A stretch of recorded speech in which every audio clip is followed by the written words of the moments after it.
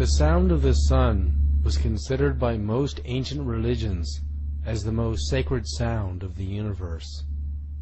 It is a sound that cannot be heard by the human ear, because the human ear only hears between 20 and 20,000 hertz. The sound of the sun is much lower in frequency and also much higher in frequency than we can hear.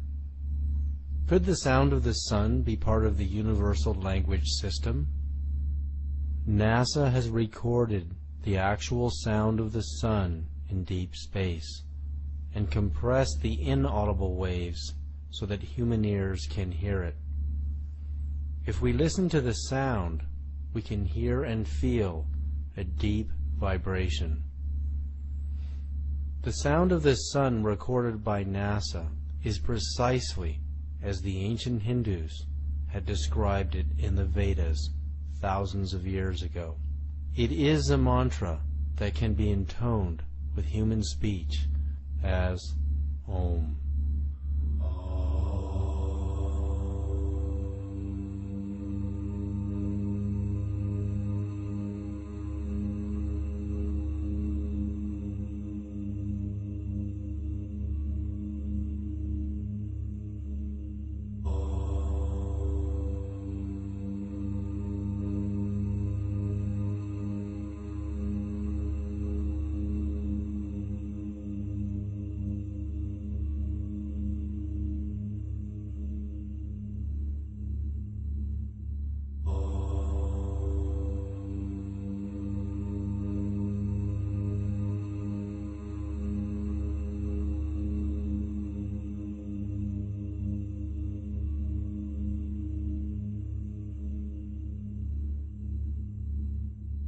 In the 6th century BC, Pythagoras also heard the sound of the sun and described it as a deep resonant hum with higher frequencies blended into it.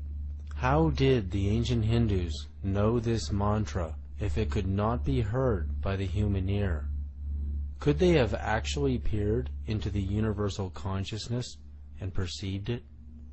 As human language and the language of nature cannot travel faster than the speed of sound as a sound wave, language as information can travel at the speed of light and beyond by entangling itself on more subtle energies.